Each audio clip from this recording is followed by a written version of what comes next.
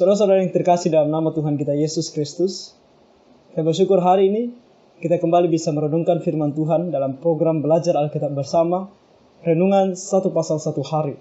Dan hari ini kita akan masuk dalam episode baru dari apa yang akan kita pelajari, yaitu tentang nenek moyang dari bangsa Israel. Dan ini dimulai dari pasal 12. Kita sudah mendengar seperti sebuah pendahuluan di pasal yang 11 kemarin. Dan hari ini kita akan melihat langsung tentang nenek moyang bangsa Israel ini.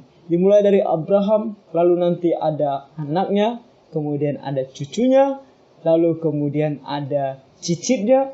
Siapakah mereka? Kita akan belajar dari pasal 12 sampai pasalnya yang ke-50. Nah, hari ini kita akan membaca pasal 12 dan merenungkannya bersama-sama. Dan sebelum kita mendengarkan atau merenungkan firman Tuhan bersama-sama, mari kita nyanyikan pujian nomor 241 dari KPPK yang berjudul Tuhan yang pimpin jalanku. Mari kita nyanyikan bersama-sama. Tuhan yang pimpin jalanku, tiada yang ku takutkan. Rahmat-Nya sungguh melimpah, yang mempedulikanku. Dalam imanku terhibur, dan damai ku dapatkan. Apapun yang menimpaku, ada Tuhan sertaku. Apapun yang menimpaku, ada Tuhan sertaku. Tuhan yang pimpin jalanku, pada jalan berliku. Anugerah-Nya tersedia, Dia beriku roti hidup. Langkahku letih dan lemah, jiwaku pun dahaga. Air hayat dipancarkan, ku senang menerimanya.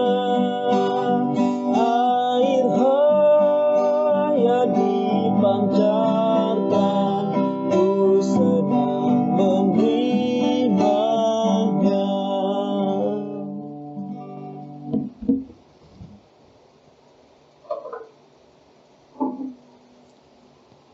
Lagu yang sangat indah, sederhana, ditulis oleh seorang yang begitu beriman kepada Tuhan, Fanny J. Crosby. Nah, lagu ini mengingatkan kepada kita, kemanapun Tuhan pimpin kita, meskipun terkadang kita tidak tahu kemana kita harus pergi, atau apa yang akan kita lakukan di sana. Ketika Dia berkata kepada kita pergi, maka kita harus percaya dan pergi. Seperti yang akan kita lihat dalam Kejadian pasal 12 ini, contoh yang diberikan oleh Abraham kepada kita. Nah, mari kita buka sama-sama Alkitab kita, Kejadian pasal 12.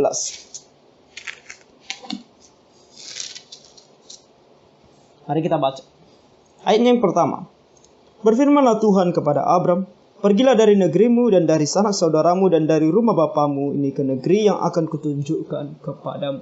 Nah, kemarin kita bertanya tentang siapakah yang dipanggil oleh Tuhan, Abram atau Terah.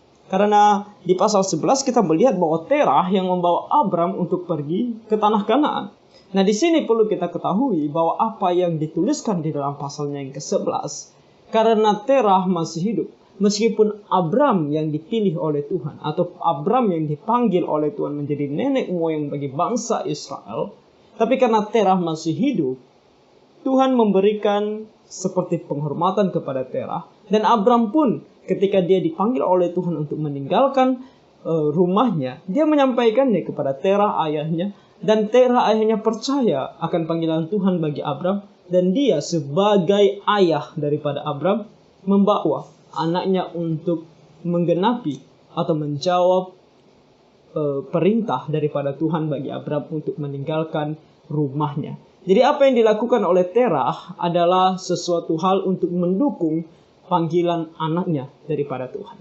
Jadi di sini pasal 12 diperjelas dan diberikan detail tentang apa yang dijanjikan oleh Tuhan. Karena Terah sudah meninggal, kali ini Abram yang akan menjadi pemimpin bagi keluarga itu.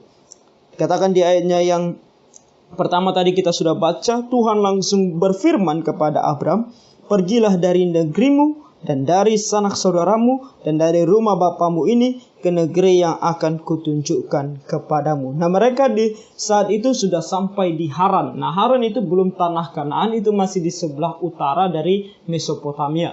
Jadi perlu berjalan lagi dari sana untuk menuju tanah Kanaan. Namun, apa yang dikatakan oleh Tuhan kepada Abram di sini ketika dia harus pergi dari tanah Haran, Tuhan tidak menunjukkan atau memberitahukan kepada dia kemana dia harus pergi. Yang Tuhan katakan kepada dia hanya tinggalkan tempat itu.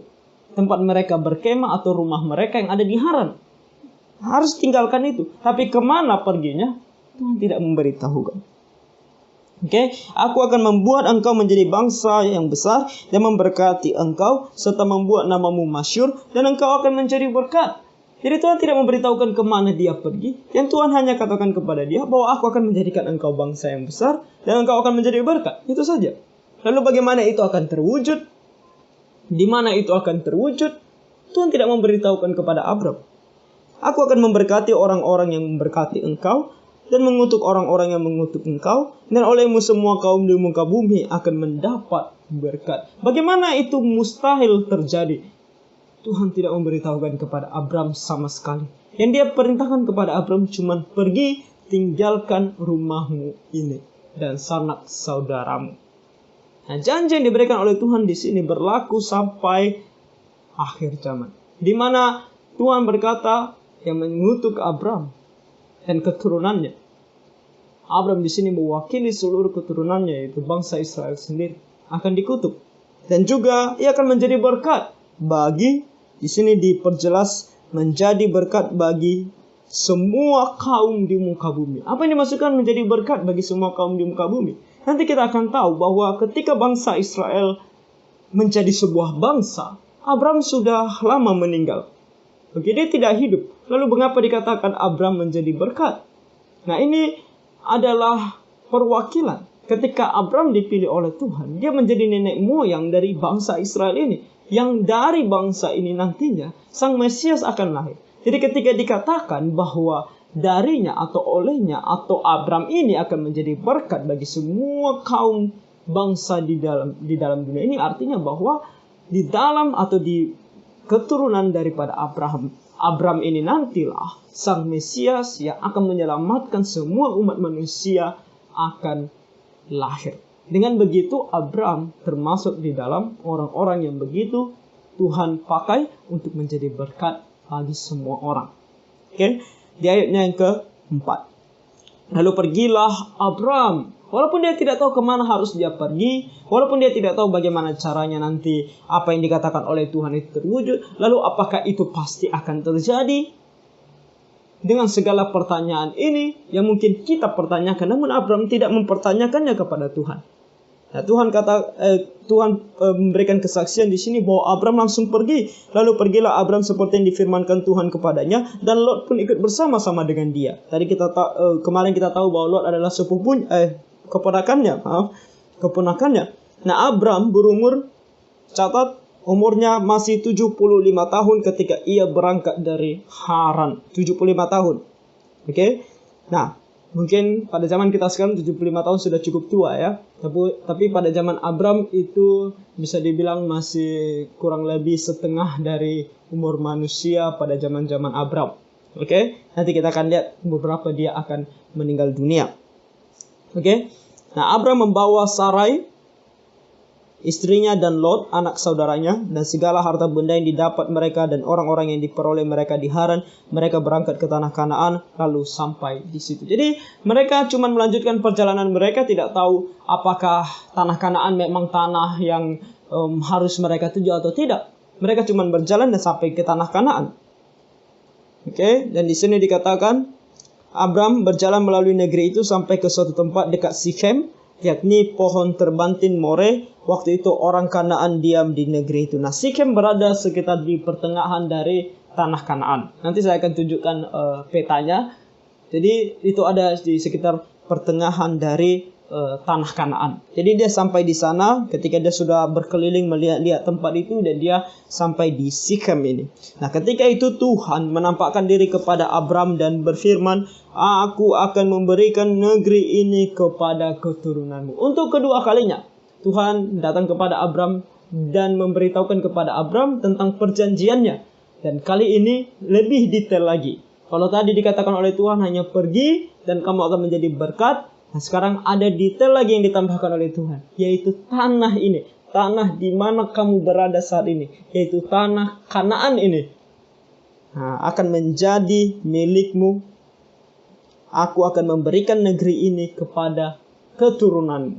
Oke? Jadi jelas yang dikatakan oleh Tuhan adalah keturunannya, bukan kepada Abram. Ya, tentu kepada Abram dan keturunannya, tetapi yang menikmatinya nanti adalah keturunannya, karena Abram nanti akan meninggal dunia bahkan sebelum Israel menjadi sebuah bangsa. Maka didirikannya di situ mezbah bagi Tuhan yang telah menampakkan diri kepadanya. Walaupun Abram tahu sesuai dengan firman Tuhan ini bahwa keturunannya akan menikmati tanah itu, namun Abram bisa melihat jauh lebih dalam dari apa yang hanya tertulis di sini, yaitu berkat menjadi berkat bagi seluruh umat manusia. Dia menyadari bahwa ini adalah suatu hal yang sangat spesial, dan dia sebagai anak Tuhan tentunya tahu akan janji Tuhan akan kedatangan seorang Mesias, dan kemungkinan besar saya percaya dia adalah orang yang percaya bahwa Mesias akan datang, karena dia adalah anak Tuhan. Setiap anak Tuhan dalam perjanjian lama adalah mereka yang percaya bahwa Sang Mesias akan datang dan menyelamatkan mereka dari segala dosa mereka. Jadi dia tahu di sini. Oleh karena itu dia membangun mezbah dan bersyukur kepada Tuhan. Saudara-saudara, dua hal dari ayat yang pertama tadi sampai ayat ini, yaitu ayatnya yang ke-8 ini, ayat yang ke-7 ini, kita melihat contoh yang diberikan oleh Abram. Yang pertama, dia tunduk, taat kepada perintah Tuhan. Meskipun mungkin banyak pertanyaan, tapi atau bagaimana, atau kapan, atau apapun pertanyaan itu yang mungkin timbul dalam pikiran kita sebagai manusia, tetapi Abram menunjukkan ketaatannya, dan kita harus seperti itu. Ketika Tuhan perintahkan kepada kita untuk melakukan ini, untuk melakukan itu, kita tidak perlu banyak tanya, lalu bagaimana dengan ini, lalu bagaimana dengan itu. Tidak perlu. Yang perlu kita lakukan adalah melakukannya seperti Abram. Dan kemudian ketika kita diberikan oleh Tuhan berkatnya, kalau sampai hari ini kita masih hidup, kalau sampai hari ini Tuhan masih berikan kita pekerjaan, sampai hari ini Tuhan masih mencukupkan segala kebutuhan kita, dan dalam masa pandemik ini Tuhan masih menolong kita dan memberikan kita kesehatan, sudahkah kita datang dan bersyukur kepada Tuhan? Atau kita hanya berdiam diri dan merasa bangga dan hebat karena kita adalah orang yang hebat? Atau kita menyadari bahwa ini semua pertolongan Tuhan dan datang untuk bersyukur kepadanya? Abram menyadari bahwa pemilihan Tuhan terhadap dia bukan karena Abram adalah seorang yang luar biasa hebat di mata Tuhan. Bukan karena itu. Tetapi karena semata-mata karena anugerah daripada Tuhan. Syarat dari perjanjian Tuhan bagi Abram bukanlah ketaatan Abram, melainkan apa yang akan Tuhan lakukan dalam kehidupan Abram. Itu yang akan terjadi. Dan di ayat yang ke-8 dikatakan bahwa kemudian ia pindah dari situ ke pegunungan di sebelah timur Betel. Nah, itu tidak jauh dari Sikhem. Dan di Betel ini ada juga nama tempat yang disebut Ai. Ya, ia memasang kemahnya dengan Betel di sebelah barat dan Ai di sebelah timur. Nah, itu adalah dua kota yang berdekatan. Betel ada di sebelah barat dan Ai ada di sebelah timur. Dan di sini dikatakan bahwa lalu ia mendirikan di situ mezbah bagi Tuhan dan memanggil nama Tuhan. Nah, sampai dia di Betel, dia kembali memanggil nama Tuhan. Kembali dia membangun mezbah bagi Tuhan, di mana dia mau berdoa, dia mau berkomunikasi dengan Tuhan, dia mau bersyukur kepada Tuhan, membakar korban untuk Tuhan, mempersembahkan korban untuk Tuhan. Jadi anak-anak Tuhan harus memiliki jiwa yang sama seperti Abram. Dimanapun kita berada, ketika kita mengingat Tuhan, kita harus berdoa, berkomunikasi dengan Tuhan, bersyukur kepada Tuhan, dan bahkan mempersembahkan persembahan di hadapan Tuhan. Ayat 9. Sesudah itu Abram berangkat dan makin jauh ia berjalan ke tanah Negeb. Negeb ada di sebelah selatan dari tanah Kanaan. Nah, Negeb sendiri artinya selatan. Oke. Nah, ayat 10. Ketika kelaparan timbul di negeri itu, pergilah Abram ke Mesir untuk tinggal di situ sebagai orang asing sebab hebat kelaparan di negeri itu. Nah, ini adalah sebuah krisis yang terjadi di masa Abram, dan kita melihat di sini satu hal yang bisa dikatakan blunder yang dilakukan oleh Abram karena dia tidak meminta petunjuk daripada Tuhan. Kita tidak melihat di sini bahwa Tuhan yang memerintahkan Abram untuk pergi ke Mesir. Walaupun kita tahu di tanah Kanaan itu begitu hebat kelaparannya, tetapi tidak ada yang mustahil bagi Tuhan. Kalau Tuhan mau dia tetap tinggal di sana, pasti Tuhan akan memelihara hidupnya. Tetapi dia lebih memilih untuk langsung pergi dan meninggalkan tempat itu dan pergi ke Mesir. Oke, dan ini blundernya ini karena dia tidak meminta petunjuk Tuhan akan berakibat sesuatu yang sangat sulit terjadi di dalam dia atau di dalam kehidupannya. Pada waktu ia akan masuk ke Mesir, berkatalah ia kepada Sarai. Nah, di sini kita melihat bahwa Abram juga adalah manusia yang terkadang jatuh ke dalam pencobaan, yaitu di mana dia di sini lemah imannya. Dia takut dibunuh. Oke, dia takut dibunuh oleh karena Sarai istrinya. Makanya dia berkata, "Memang aku tahu bahwa engkau adalah seorang perempuan yang cantik parasnya." Ayat 12, apabila orang Mesir melihat engkau, mereka akan berkata, itu istrinya. Jadi mereka akan membunuh aku dan membiarkan engkau hidup. Wah, di sini Sarai adalah seorang wanita yang sangat cantik, sehingga Abram menjadi sangat takut. Orang-orang Mesir akan membunuh dia dan mengambil Sarai. Kalau mereka tahu bahwa Sarai adalah istrinya Abram. Jadi karena imannya lemah, karena dia takut, dia tidak percaya bahwa Tuhan melindungi dia. Mungkin juga karena rasa bersalahnya, karena dia pergi ke Mesir tanpa petunjuk atau bertanya kepada Tuhan, sehingga dia merasa Tuhan tidak bersama-sama dengan dia. Tuhan tidak akan menolong dia karena dia sedang berada dalam posisi di mana dia tidak berjalan sesuai dengan kehendak Tuhan. Nah, ini adalah hal yang akan terjadi dalam diri kita. Kalau kita anak-anak Tuhan, ketika kita berjalan tidak sesuai dengan kehendak Tuhan, apa yang kita lakukan, kita tahu itu adalah salah di hadapan Tuhan, kita tidak bertanya kepada Tuhan, dan apalagi kalau kita tahu itu jelas-jelas sudah salah. Nah, kalau kita melakukan itu, kita akan merasa seperti Abram ini. Dia merasa terganggu, merasa Tuhan jauh daripada kita, merasa Tuhan tidak memberkati kita dan tidak menolong kita.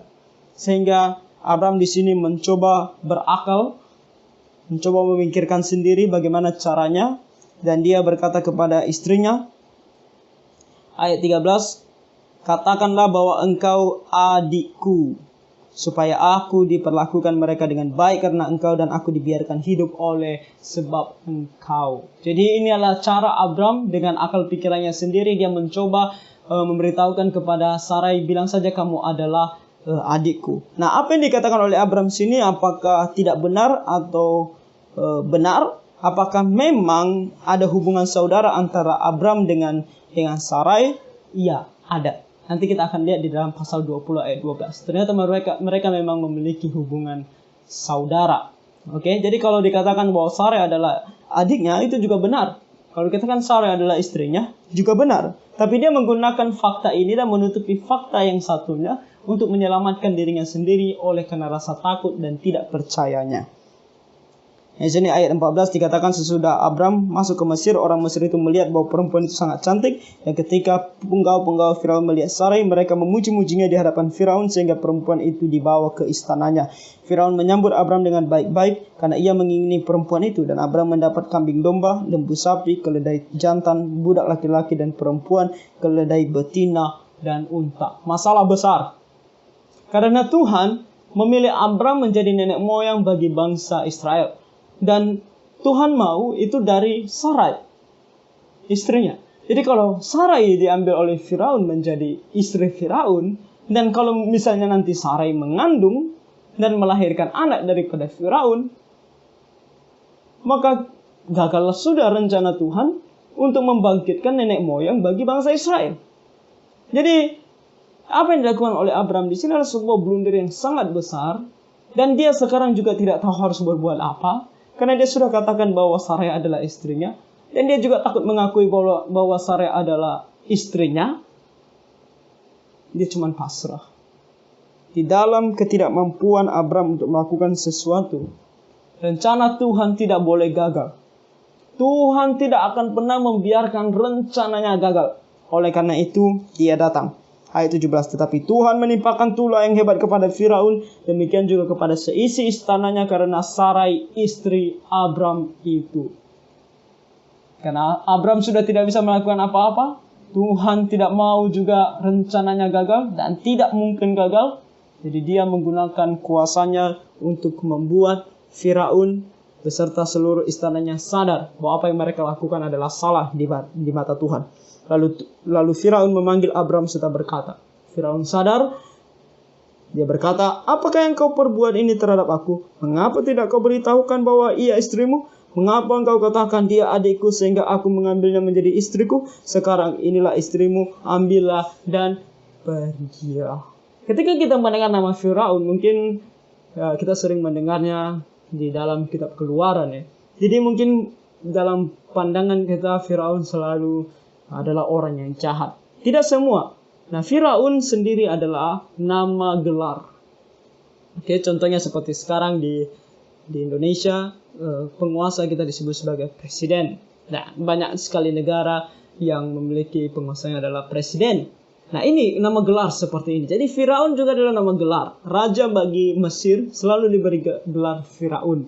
Nah, Firaun keberapa atau Firaun apa namanya? Nah, itu yang berbeda. Nah, Firaun di sini berbeda dengan Firaun yang ada di kitab Keluaran. Jadi, Firaun di sini bisa dikatakan cukup baik, di mana ketika dia mendengar Tuhan, ketika dia dihukum oleh Tuhan dan mendengar dan tahu bahwa ini adalah hukuman daripada Tuhan dan sadar bahwa apa yang terjadi ini karena dia sudah mengambil Sarai sebagai istrinya, dia menjadi sangat takut dan dia kembalikan Sarai kepada Abram. Oke. Nah, di sini pastinya Firaun sangat marah kepada Abram. Abram pastinya sangat malu juga. Oleh karena bisa dikatakan dia saat ini seperti seorang pengecut. Tidak berani membela haknya sebagai seorang suami bagi Sarai istrinya. Karena dia takut dihukum mati atau dibunuh. Nah, ayat 20, lalu Firaun memerintahkan beberapa orang untuk mengantarkan Abram pergi bersama-sama dengan istrinya dan segala kepunyaannya. Segala sesuatu yang diberikan oleh Firaun pun sebelumnya kepada Abram juga dia tidak ambil balik dan dia biarkan dibawa oleh Abram pergi. Nah, apa yang kita bisa jadikan pelajaran bagi kita hari ini dari pasal 12 ini? Tadi sudah kita lihat tentang ketaatan Abram dan juga tentang bagaimana Abram selalu mau berdoa dan mengucap syukur kepada Tuhan. Nah, itu adalah menjadi pelajaran yang sangat penting bagi kita karena kita manusia terlalu cepat lupa akan segala kebaikan Tuhan di dalam kehidupan kita. Fakta di mana Tuhan Yesus telah mati di atas kayu salib menghapuskan segala dosa kita adalah fakta yang begitu luar biasanya, yang dimana kita harus selalu datang dan berterima kasih kepada Tuhan. Terima kasih Tuhan, terima kasih. Bersyukur selalu kepada Tuhan dan mempersembahkan persembahan di hadapannya. Karena segala sesuatu yang kita miliki dalam dunia ini tidak ada artinya kalau pada akhirnya kita mati dan masuk neraka. Tetapi Tuhan menjadikan segala sesuatunya berarti karena ketika kita mati dan tinggalkan dunia ini kita akan ke sorga. Jadi kenapa kita tidak datang kepadanya dan berdoa, berkomunikasi dengan dia dan bersyukur kepadanya melalui persembahan-persembahan yang kita berikan kepadanya. Nah, itu adalah cara kita bersyukur kepada Tuhan. Dan saya di sini bukan sedang meminta persembahan atau apapun, atau mungkin ada yang tahu saya hamba Tuhan di gereja mana. Saya bukan sedang mau mengumpulkan persembahan di sini ya. Jangan salah paham kepada saya. Tapi ini adalah satu hal yang harus kita pahami sebagai anak-anak Tuhan. Persembahan adalah satu hal yang kita berikan kepada Tuhan sebagai ucapan syukur kita kepadanya. Jadi kalau kita mengatakan diri kita anak Tuhan tapi kita tidak tahu bersyukur kepada Tuhan, maka kita perlu bertanya apakah memang kita anak Tuhan. Tapi kalau kita benar-benar anak Tuhan, tentunya dari hati kita yang paling dalam, kita pasti selalu ingin bersyukur kepada Tuhan. Lalu berhati-hatilah dalam melangkah, Selalu berdoa kepada Tuhan dan minta petunjuk Tuhan. Baca firman-Nya dan berdoa supaya Dia memberitahukan kepada kita apa yang harus kita lakukan ke depan. Jangan seperti Abraham, salah melangkah sehingga berada dalam situasi yang sangat sulit, bahkan itu bisa membuat sesuatu hal yang sangat parah atau tidak benar di hadapan Tuhan. Jadi selalu berdoa, selalu meminta petunjuk Tuhan, selalu membaca firman Tuhan agar apa yang akan kita lakukan selalu sesuai dengan kehendak. Sehingga Tuhan tidak marah, sehingga kita pun tidak berada dalam situasi yang sulit, bahkan mempermalukan nama Tuhan. Jadi itu hal-hal yang bisa kita pelajari hari ini dari Kejadian pasalnya yang ke-12 ini. Kiranya Tuhan menolong kita semua. Tuhan memberkati.